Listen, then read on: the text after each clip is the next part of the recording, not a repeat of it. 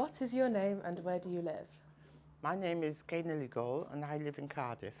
Thank you. So, where did you grow up? What was your home like? And do you have any vivid memories from your childhood?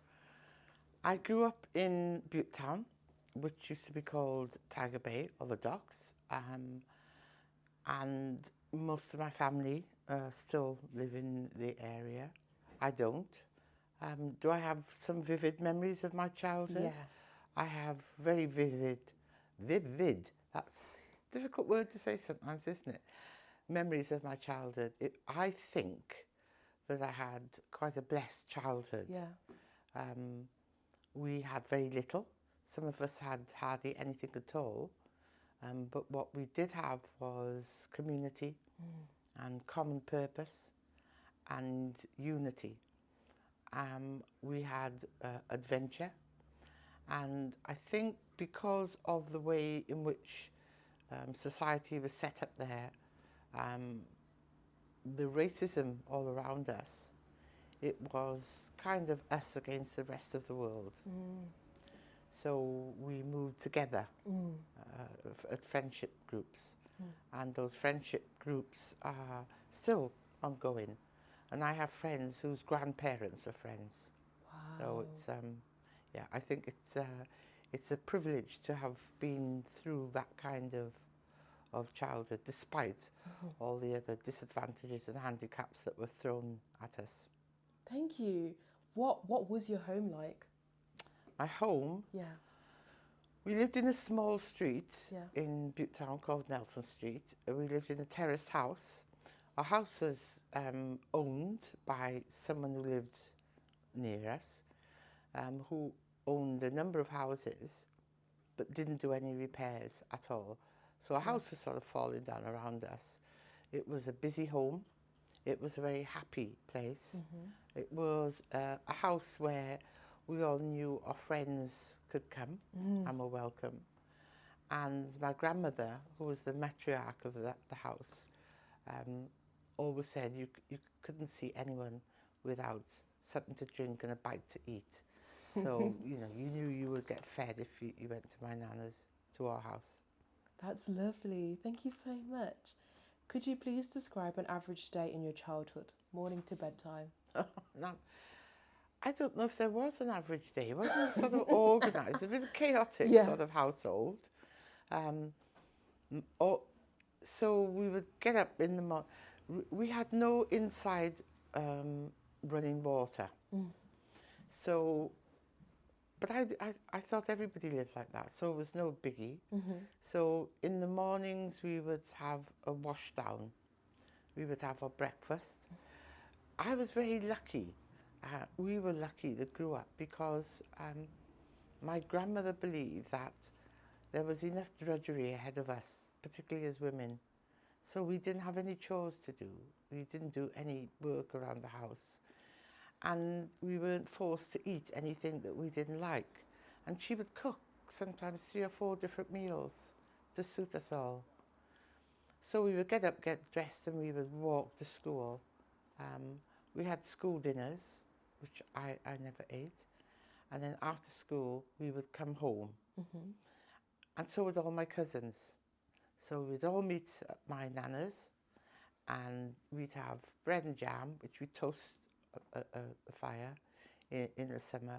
Or she always had this black iron pot simmering on the grate. My grandmother cooked on the range. She very rarely used the gas stove in the kitchen. And we'd all have a bowl of soup and some bread, and we'd all stay there until it was tea time. And my cousins would go home and stuff. And I was a very busy little girl, so I went to guides. I did tap and ballet. You know, I was always doing something. And I think because we didn't have, there was a park not far from us, but we played a lot in the street. So there was no such thing as health and safety. And during the summer, in the school holidays, we left the house and we had to be back before dark. And that was the only restrictions we had. And so we wandered the city and we played in the dock where we weren't supposed to, and the timber floats in the canal. Quite dangerous places for kids. But we played there, and then we came home and we ate, and we had a wash down. In those days, people bathed once a week because the water had to be brought in. But my mother was quite, she was deemed quite fussy, so we had to have a complete wash down every night before we could go to bed. Ah, thank you. So you went to school in South Church Street. What did your school and your way to school look like? Well, it was only about 10 minutes walk from where I lived, so we just walked along the streets, picked up our friends as we went along. The school was an old building, 4 stories high. I absolutely hated my time in my primary school. I think it was quite brutal, and they had little, if any, aspirations for us. The teachers had been there since Adam was a boy, and I think they just couldn't be bothered anymore, you know. So I didn't enjoy primary school at all, and they had an odd system. So if you were naughty, you got moved into a class where there was a man teacher who could control you. And if you were bright, you were moved up. And at one stage, I ended up about 5 classes ahead of me. 1 because I was bright, and 2 because I was naughty. So, you know, you got mixed up. So that was their way of dealing with you, handling, you know. Wow, thank you so much for sharing. Do you have any like particular inklings why your school was like that, or why your teachers didn't care?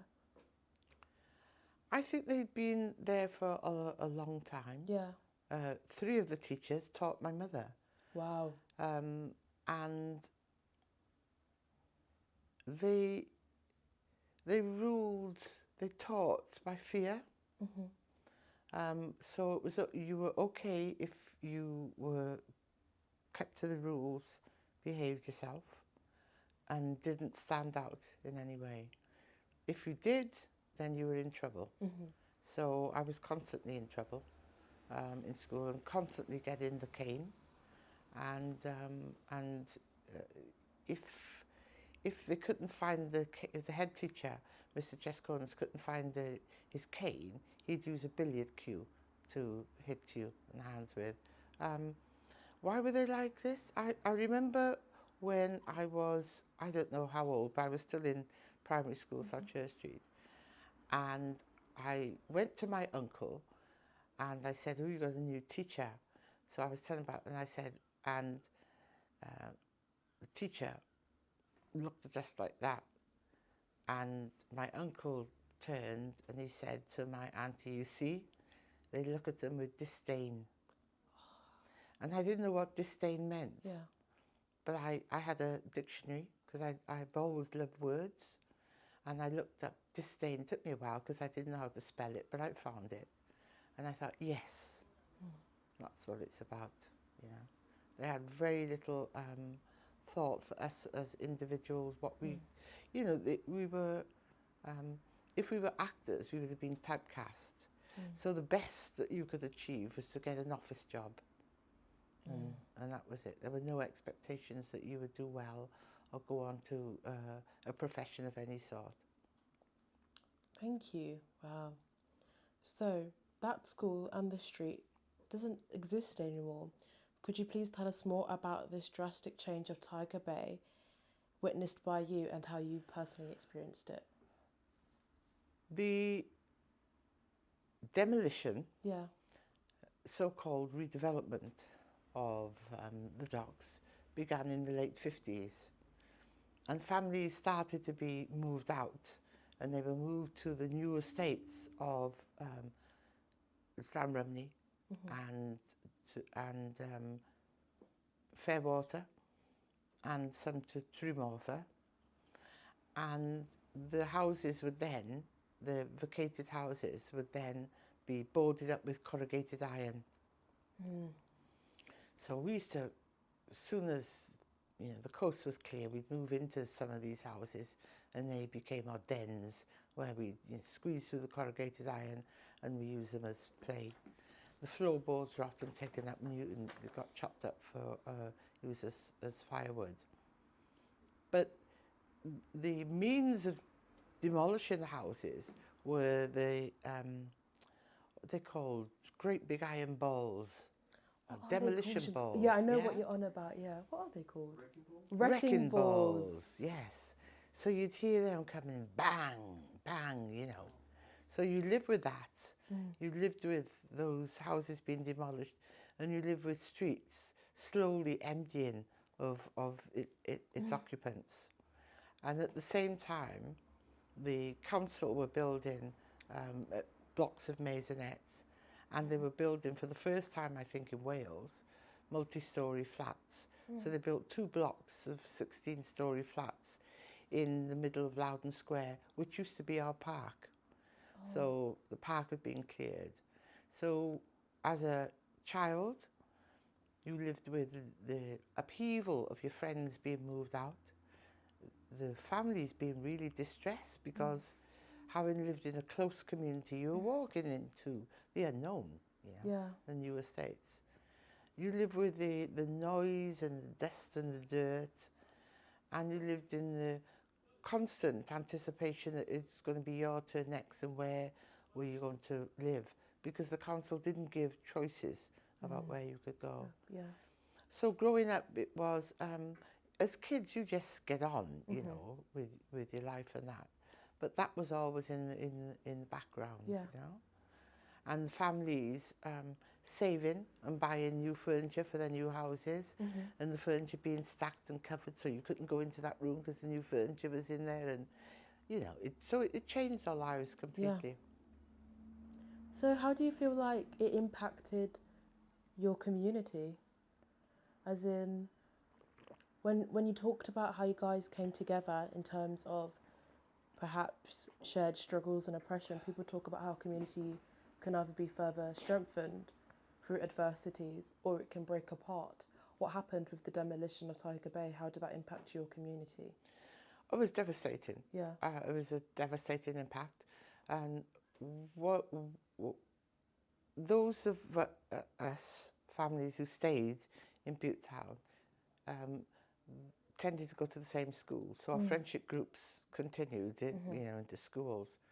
It's interesting because not so long ago we were talking with some friends who were moved to Llanrumney in this instance, and they were saying how different it was, and the boys, how many fights they got into, the racism they had to face, and still a lot of resentment that they were on their own because there was still only a couple of families, and the white families that were moved out, the fact that they missed the mix, they missed their friends, and it was just in the docks, the Republic of Tiger Bay, a culture had been developed that was a mixed match of all the different religions and cultures from around the country. And then so people were moved into a very mono culture, and it was difficult for them. It was difficult for us who stayed there. And one of my friends was saying her mother came down every single day. Every single day. As soon as they went to school, she'd come down. And when they were out of school, they all came down. And she's knocking people's doors. Do you want to swap with me? I want to transfer. Until they eventually got transferred back into the docks. So some people found it harder than others to fit in. So, as we're talking about Tiger Bay, do you remember the Casablanca? Yes, yeah. I'd love if you told us more about it. The Casablanca originally was called the Metropole, and it was a nightclub. Before it was the Metropole, it was a church, it was a chapel, Bethel Baptist Chapel. And that closed and it was taken over, and I think someone called Anis Abraham, who was also from the docks and had a number of nightclubs in town as well. I think that was one of his first, bought it, and it was the Metropole. And it was the place you went to. Everybody got dressed up. I was too young to go there then, but my cousins did because all the Yanks came to town. Yeah. So it played the latest music because the Yanks brought the records, you know, and there were lots of them, you know, met their husbands and stuff, and so it was the place to go. But yeah, everybody dressed up, and it was a sort of an upmarket. And then it changed and became the Casablanca and was bought by Leslie and Cyril Clark. So Leslie Clark, nee Sinclair. Leslie was from the docks from Butetown, and I think Cyril was from Barbados, but I'm not sure. So he took over, and it became the Casablanca, and it has gone through so many changes. It was a club that people came from all over Cardiff. Lots of students came there because of the music and the dance, and everybody was welcome, and it was good. And then it became one of the places where reggae was played, one of the few places in Cardiff where reggae was played all night.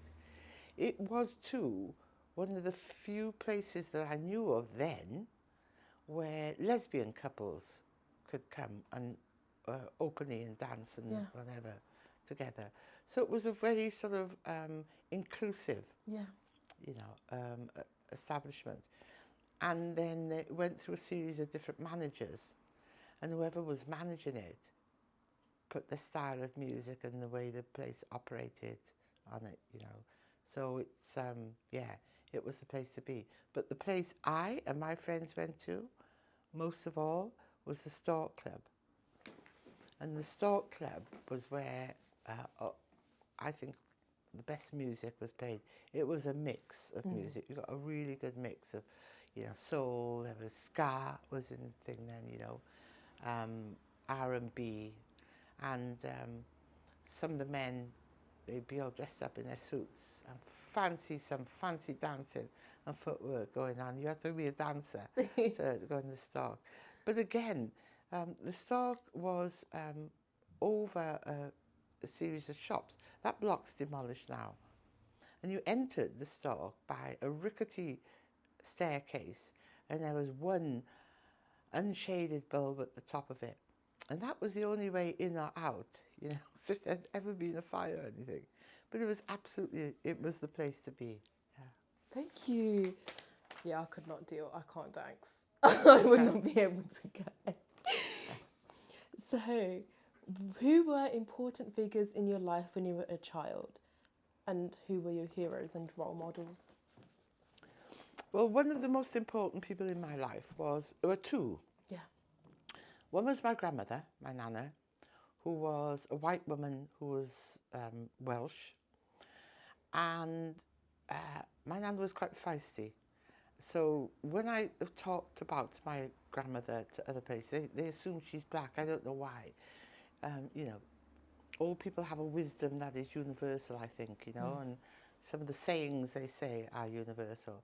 But one of the things my grandmother was very clear and sort of drummed it into us, that you know who you are, and the rest of them, let them get on with their lives, but you know who you are. And it was, my grandmother lived through the 1919 race riots and all the fallout from that.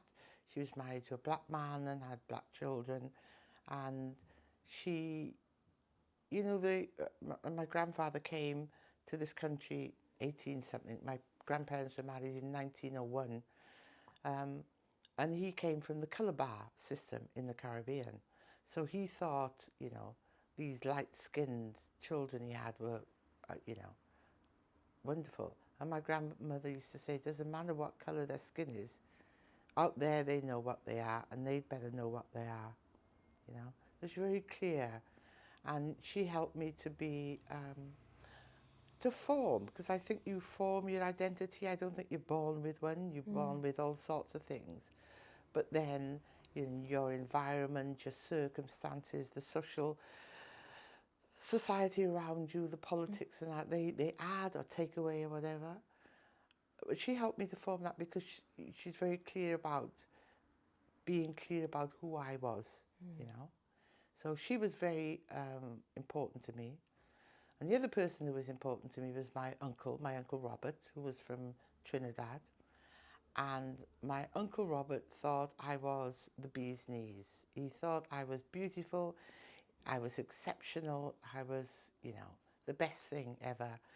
And for a child growing up with that sort of love and adoration gives so much confidence.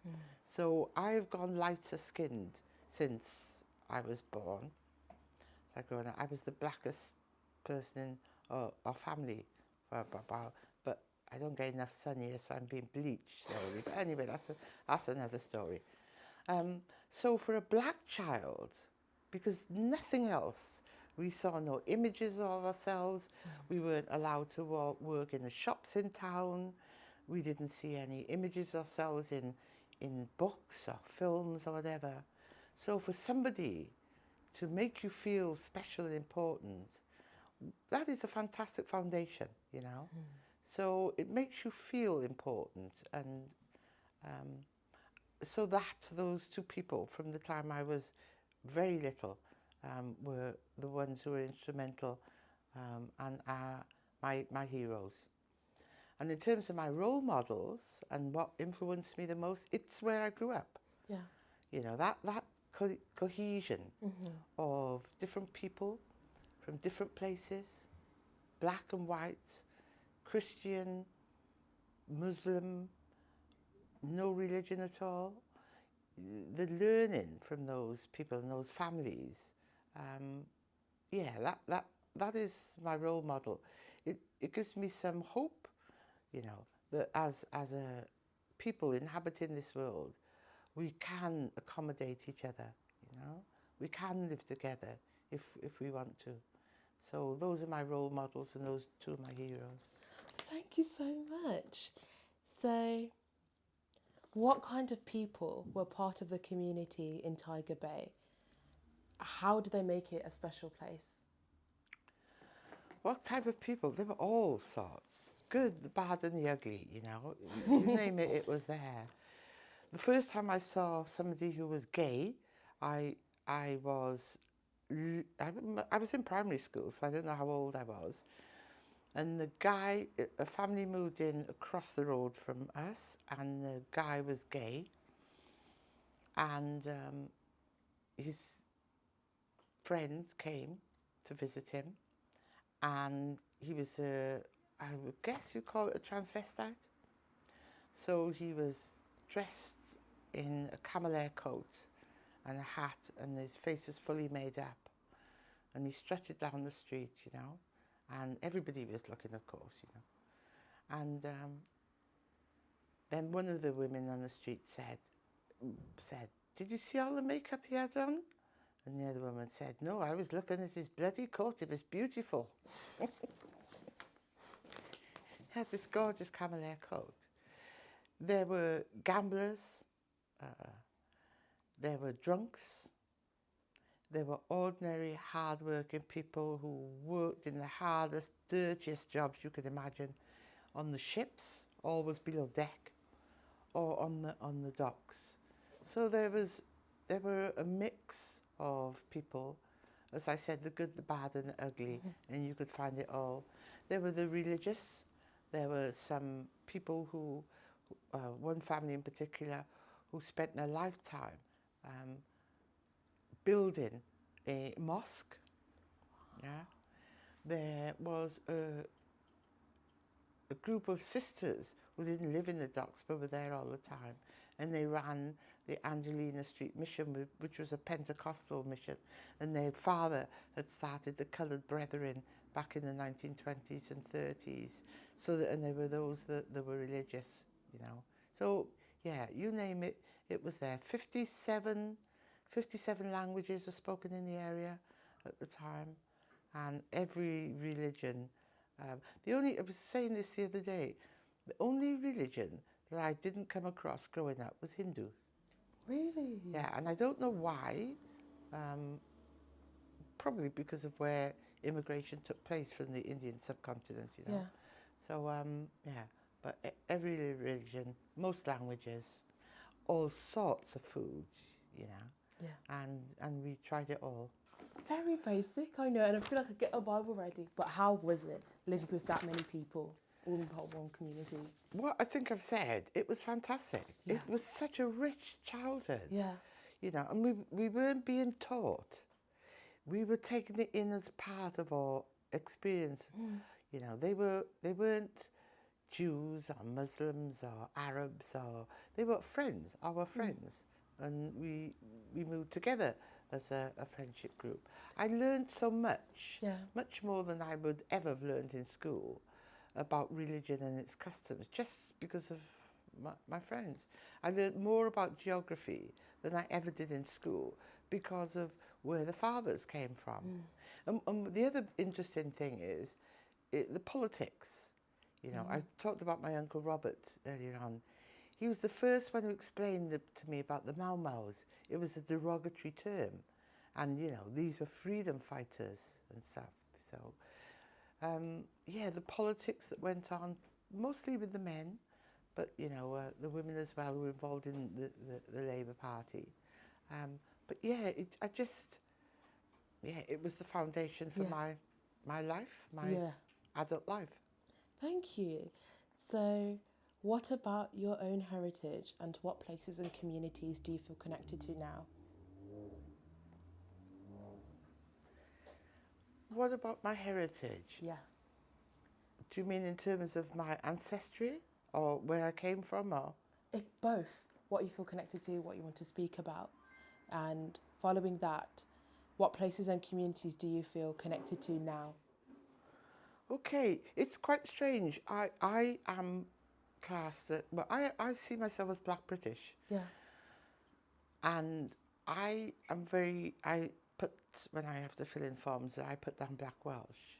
One, because I want to emphasise the fact that we are here. We haven't just come from somewhere. And people like me whose parents and grandparents were here, this is our home, yeah? Don't try and classify us differently. People get confused between nationality, ethnicity, etc. So my ethnic origins, my ethnicity is African Caribbean. And that shows in my physical appearance. In terms of where I feel at home, when I've been in other countries, I know where my home is. Because I see the difference, I feel the difference. What does that feel like to you? I feel like a tourist. I felt like a tourist in the Caribbean. Yeah. I was called English when I was walking down the street. And I thought, how do they know, you know? But because we walk differently, we walk too quickly, we hold ourselves differently, you know, all sorts of things like that. When I worked in London, and part of my job was meeting lots of different community groups and trying to form into groups that could respond to government policy change. I was always asked, what island do I come from? You know, and everybody wants to put you into some sort of little pigeonhole, you know. And so I always say I'm from Cardiff. And then they say, yeah, but you know, your parents. And Black people get annoyed because white people say, but where are you really from? But Black people say it too. They say it in a different way. They mean it in a different way. They're looking for kinship, where white people ask that question because they want to say, we knew you weren't one of us.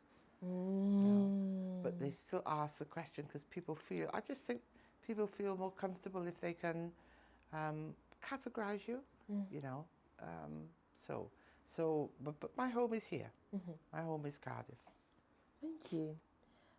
After school, so you said you went to London for a little bit. After school, did you look for work straight away? Were you able to travel or start a family? So I left school, I failed my 11 plus.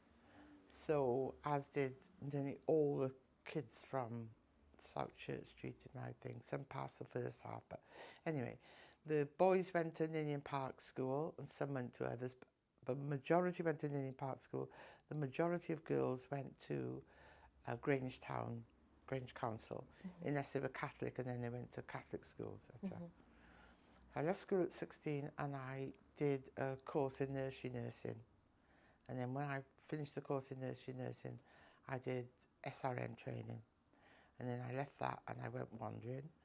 And I went to live in America for a while, etc. And then I came back and I trained as a social worker. Thank you. What were the highlights and challenges of your adult life? Well, I mean, one of the biggest challenges, I was only 18 when I had my daughter. Yeah. So bringing up a child and still I wanted to do what I wanted to do. I wasn't clear what that was, but I knew I wasn't going to work in a factory or, you know, I had ambitions to do, I wanted to be everything, to be honest, you know, singer, entertainer, you know, doctor, a scientist, interested in everything, wanted to do everything. And with a small child, the limitations that, but again, because of where I came from and my family, that wasn't a problem for me because I didn't have to worry about babysitters or whatever. You know. I'm sorry, I lost the last part of your question. Worries. And the highlights, something that your favourite memory perhaps from your adult life. I don't know. I think that I've had a very interesting life. It hasn't been an easy life, but it's been an interesting one. I've been able to do lots of things and meet lots of people that others folk would not have had the opportunity. I've been lucky in that I'm one of these people who I'm an interferer. So in my life's journey where I've seen there's inadequacies, no service provision or injustices, I've wanted to do something about it. And I've worked with others to make some changes. And I'm quite proud of some of the changes and the organisations we've set up, you know. I am fantastic. I was heavily involved in Wales anti-apartheid movement and cried when Nelson Mandela was released. And it was funny because he was released on the launch of the Wales Refugee Council, which is another organisation I was involved in establishing. Wow. And so we broke off just to, you know, to celebrate that. So, you know, see my daughter grow up and have children of her own, that's an achievement. That's something that I'm really proud of. The fact that I'm still alive, you know, is an achievement. And the fact that I've been able to earn my living in ways in which I choose, you know, is a major achievement for me. Thank you. Oh my God, thank you so much.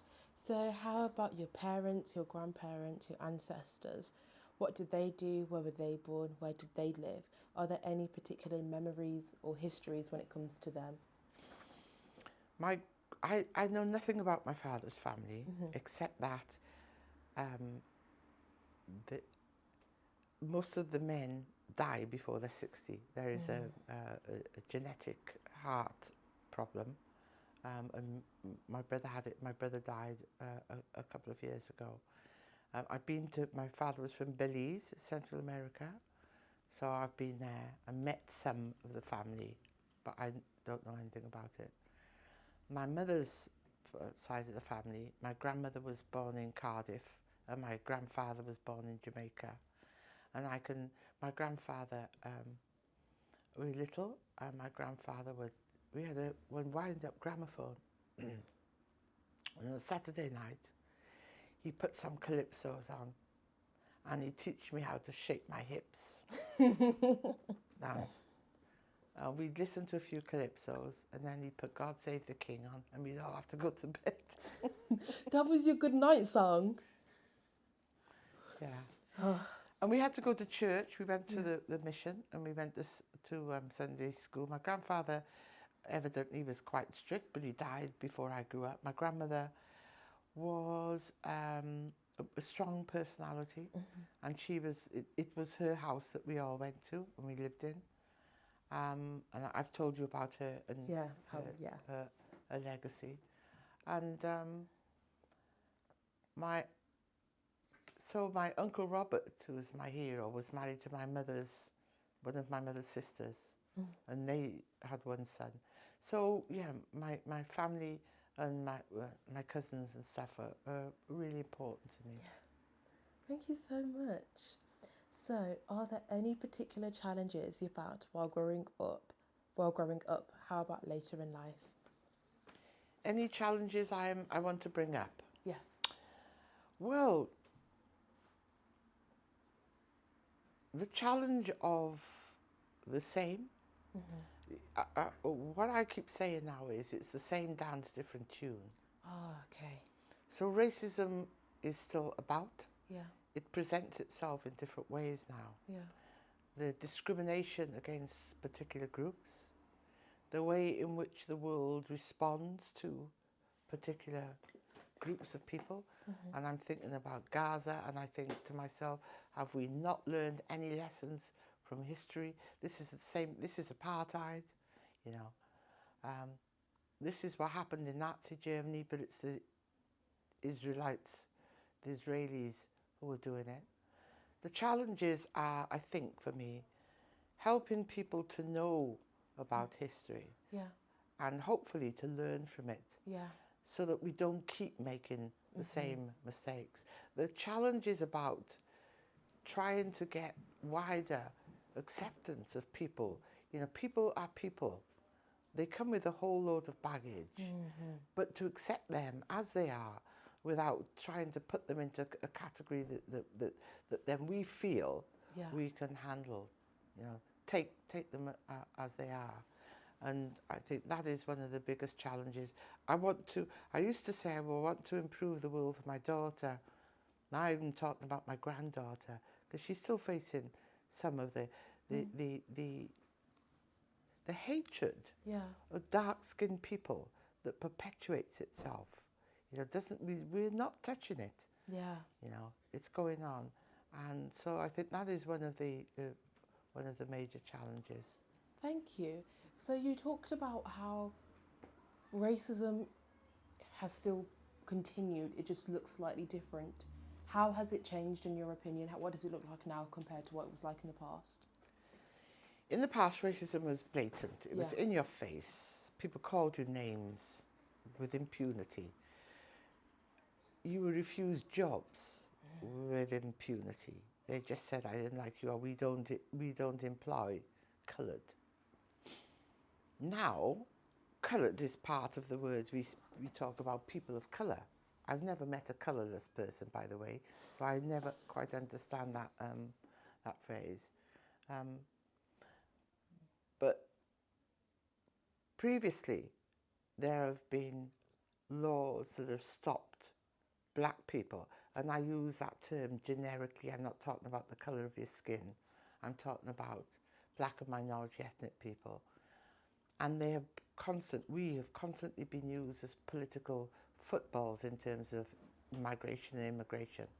And after the 1919 riots, the government of the day introduced the 2020 Aliens Act, etc. So it goes back, and we keep doing this.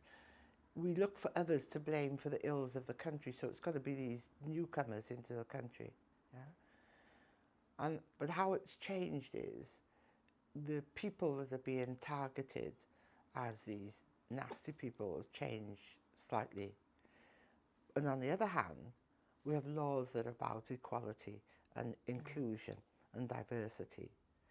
So betwixt and between the two of them, you know, we are really between a rock and a hard place, because I think our duty is to oppose a lot of the rhetoric around immigration and migration.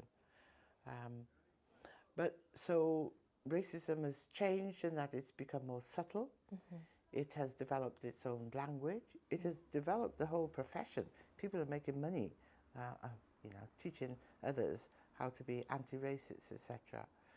But it persists, but in different forms. And as I said, it's not as in your face as it used to be. Thank you so much. I feel like that lends really well to the next question. Although you're born much later, any memories of the riots of 1990 within your community or family? I'm the chair of the Heritage and Cultural Exchange, and we actually did a project, an exhibition on the 1919 race riots. I live with the memory because my nana had dementia at the end of her life, and so thought she was living through them. So she talked a lot about them. Every night she'd say, "Have you barricaded the doors? You know, have you brought bricks up?" And I'd say, "Why do you want to bring bricks?" And they'd take the bricks upstairs, so if the rioters broke into the houses, they'd throw them on there. She talked a lot about it. And some other people that we interviewed for the project, although they had the memories from the parents telling them, so their fathers, generally fathers who were black, the mother would say, "Are you dressed?" before that you went out. And one woman said to me, I used to think, "Of course he's dressed, you can see," but she meant his gun. So there are memories. Butetown was protected from the worst of the rioting because the men built barricades across the bridge in Bute Street and stopped people coming in. And black families from Barry and from Grangeton and that came into the docks for protection. So they were protected against it. And it's saying about how racism has changed. The response of civic society, of the government, was to put restrictions on the black men. You know, say they had to report to the police station every day. For the first, the seamen didn't have passports. They didn't have passports in those days. They had the seamen's books. They had to have passports. They tried forced repatriation and inducements of money for the men to leave. So a lot of the things they're doing now, you know, it's exactly the same things they're doing now. So in terms of that history, I have it in me. It's because I listened to those stories every night for a couple of years, and my grandmother went through them. I have changes in terms of employment. That's one of the things, you know. Now, you still don't see many black people working in the shops in town, but you do see them. You see black people in uniform. I'd never seen them as a kid. I'd never seen, you know, other than in the pictures. So the opportunities for black people have developed, and they are more. The right to speak up and to speak out. Young people won't take the same sort of nonsense now, you know. So they're standing up and speaking out about their lives and what is happening. On the opposite side, and the bad things is the opportunities are still not as wide and as open as they could be. So I think it's still more difficult. And whilst we are encouraged to join boards, etc., when we're on that board, there is a certain expectation of who we are and what we're going to bring. I think that around the issues of education, there's huge improvements needed. So I'm really hopeful about the new curriculum for Wales. I think that's one bad, but the structures of education, particularly further education in university, is still stacked against black students, particularly foreign students, you know. And so I think those things need to change. And there are still lots of issues around housing that I don't know what is going to happen or really what they are. A complex area because, you know, we're in a housing crisis and a housing shortage generally. So, yeah, this is... And immigration, oh my goodness. We will, I think, each government, because you can't say it's the Labour Party or the Conservative, each government has used immigration as a political football and as a way of diverting the attention from the shortcomings of their own government and the bad things that are going on in the world around them. Thank you. Yeah, no, definitely. So, if you could please speak about a specific decade, it could be the 60s, 70s, 80s, 90s, etc. How did Cardiff feel during that time, or wherever you lived during that time? And what events come to your mind when you think about? My favourite decade is Yeah. the 70s. Oh, how come? Well, I was very politically active. I'd met a group of, they were students in Cardiff University, from the Third World Society. And they just opened my eyes to the world and what was going on around there. I was out and about having a really good time. Deeply involved in politics and anti-apartheid, organising demonstrations and stuff. It was the period of my life when I became the most aware, politically aware.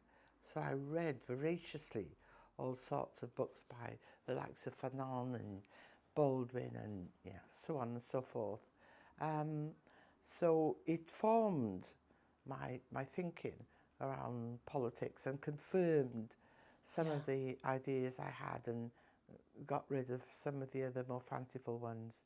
So the 70s were brilliant for me. Thank you so much. If you could talk to your younger self, what would you tell them? I was asked this question last week. Really? I was. And I would say, and that I was,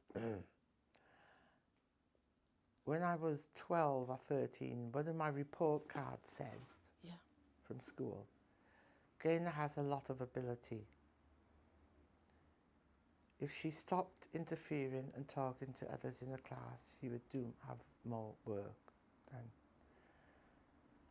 she needs to concentrate and organise herself. So I tell myself, if I could, to read that and to follow the instructions, because very little, unfortunately, has changed in the way I behave. Thank you. And following that, if you could speak to an ancestor, who might you talk to and what would you ask them? I think, I don't know about an answer, but I'd speak to my Uncle Robert. Yeah. And I'd say to him, what do you think of me now? Have I done all right? Are you pleased with me? Are you still angry with me? Yeah, and I'd want to know the reasons for his answers. Thank you. And this is our last question. And if possible, could you please look at the camera, because you're going to be speaking to the future.